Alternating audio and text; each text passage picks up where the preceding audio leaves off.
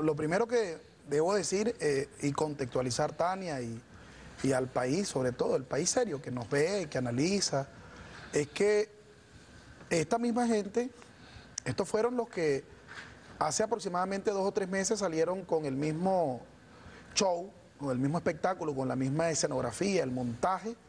De pronto cambiaron el vocero para hablar de un punto de cuenta que habían logrado, porque esto viene de un punto de cuenta también. Aquel tenía que ver con una propuesta que hacía el ministro Giordani conjuntamente con el Banco Central de Venezuela, como debe ser, porque hay un convenio monetario para tales efectos, de cómo diversificar y proteger nuestras reservas internacionales.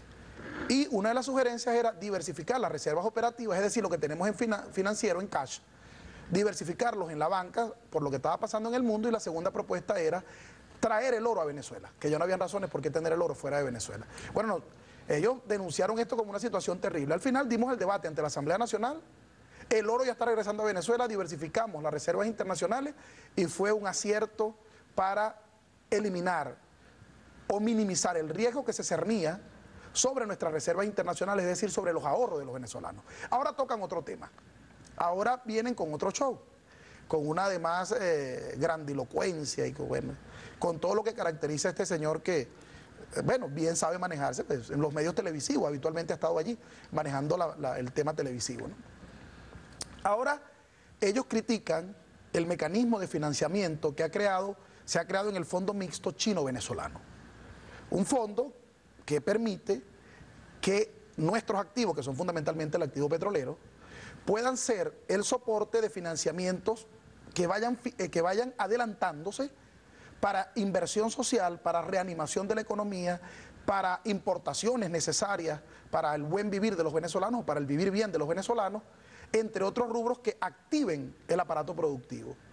Nuestras relaciones con China están todas enmarcadas en convenios internacionales aprobados por la Asamblea Nacional, por tanto son ley de la República, que cubren el marco jurídico para este tipo de convenios y fondos que permitan hacer inversión.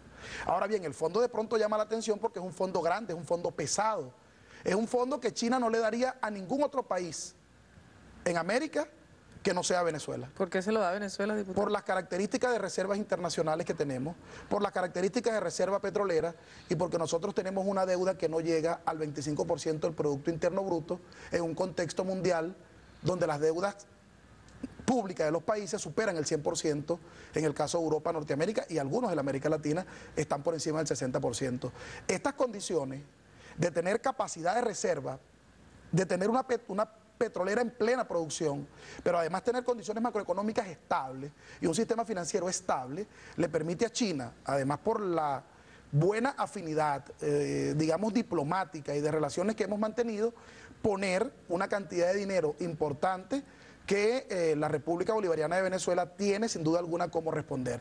Ahora, ¿qué nos permite esto? Bueno, que Venezuela este trimestre creció 4.2%, bajó 1% el desempleo frente al trimestre pasado, de 9.3 a 8.3.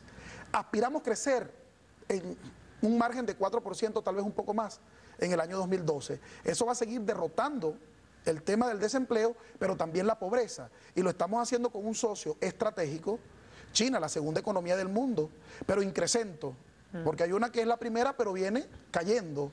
Y China, por el contrario, viene creciendo. De manera que creemos que este fondo constituido entre China y Venezuela ha permitido motorizar la economía, pero también debemos decirle a los venezolanos que este fondo tiene 3 tramos.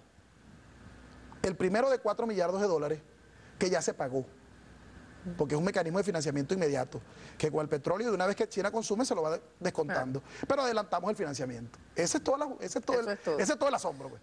Y lo segundo es que los otros 4 millardos que ya entregaron del segundo tramo, en febrero se terminan de pagar. En vista al buen flujo, al buen pagador y a la sustentabilidad del fondo, se decide hacer un fondo más amplio, y no a 1 año, ni a 2, sino a 10 años, de 20, y utilizar la misma metodología de pago. Eso suma con la renovación del primero, que se pagó de 4, entonces serían 2 de 4, más la renovación del primero, 1 más de 4 son 12, y 20 son 32. Esos son los 32 millardos de dólares que planteó el ministro Giordani, que dispone Venezuela a través del Fondo Mixto Chino-Venezolano para la inversión y motorizar la inclusión y el desarrollo de los venezolanos. ¿Cuál es el sustento entonces de la denuncia de los diputados?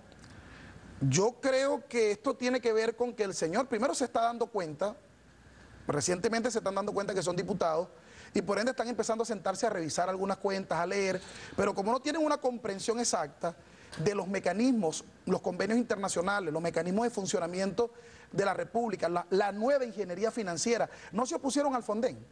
Esto es igualito. Cuando se iba a crear el Fonden, que ya ha manejado más de 70.000 millones de dólares, pero ha permitido las misiones, ha permitido los trenes, que ya se están empezando a inaugurar los tramos, permitió Tocoma, permitió Caruachi, permitió el segundo puente sobre el Orinoco y el tercero, permitió toda la infraestructura de desarrollo que en el país ha impulsado el crecimiento, pero ellos se opusieron al Fonden.